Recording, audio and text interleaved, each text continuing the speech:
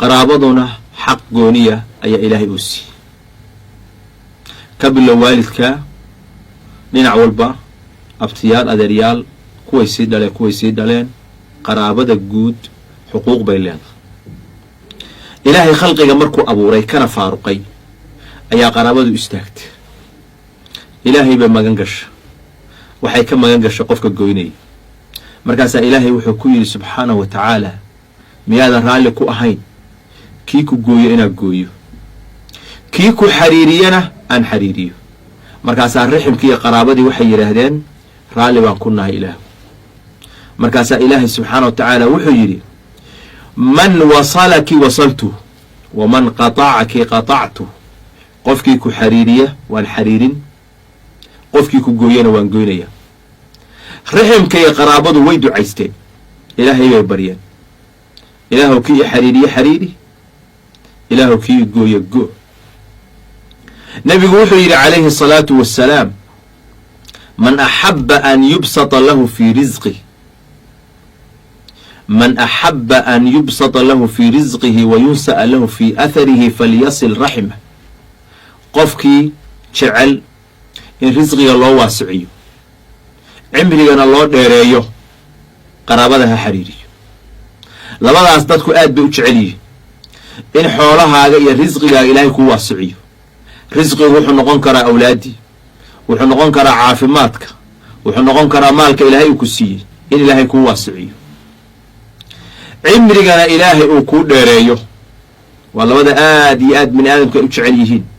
labadaba waxaa laga helaa xiriirinta qaraabada la xariirinaya ayaa laga helaa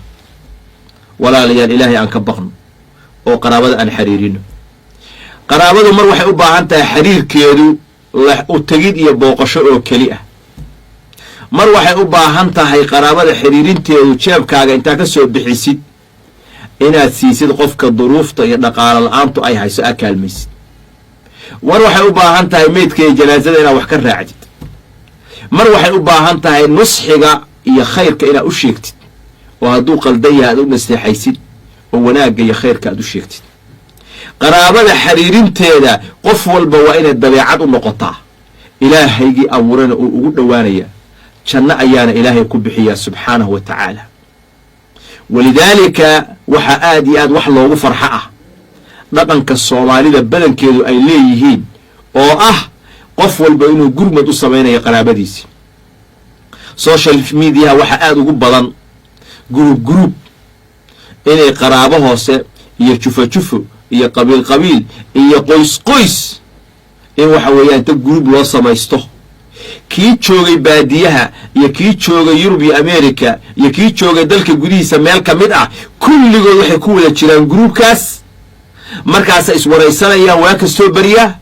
kii dhintay la socdaan kii duruuf ay hayso oo dhaqaalo darra ay haysay la socdaan midka jiran bay u taagan yihiin oo caawinayaan markaasaa waxaa arkaysaa maalin walba in guruubyadaasi qaraabadaasi ay lacag aruurinayaan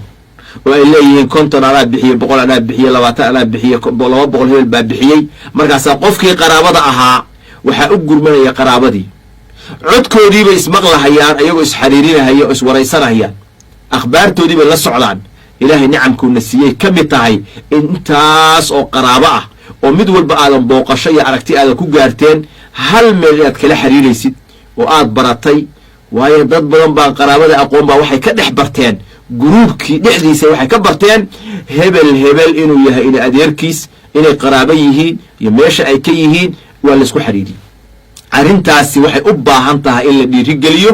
aad iyo aadna looga shaqeeyo waxaa khalad ah oo dembi ah dadka guruubka ah oo isku qaraabada ah waxay iskugu yimaadaan oo isku qabiilka ah inay ka shaqeeyaan fitan iyo dagaal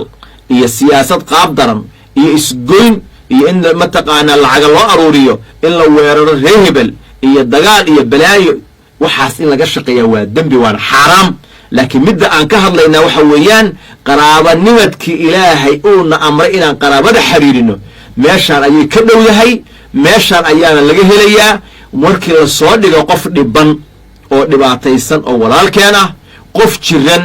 qof duruuf ay hayso markii la soo dhigo waxyaalaha bulshada horumarka u ah oo masaajidda iyo madaarista iyo waxbarashada iyo khayrka oo horumarka u ah in lagu garab istaago qaraabada oo halkaa laga xiriiriyo waa fursad aynu ka faa'iidaysan karno ilaahayna subxaanahu wa tacaala ha inaga dhigo kuwa qaraabada xiriiriya ilaahayna uu janno ku siiyo ilaahay xiriirkiisaan rabnaa dadkeenna ilaahay noogu barakeeyo risqigeenna ilaahay noogu waasiciyo cimrigeenna ilaahay noogu dheereeyo wa sala allaahuma calaa nabiyina muxamed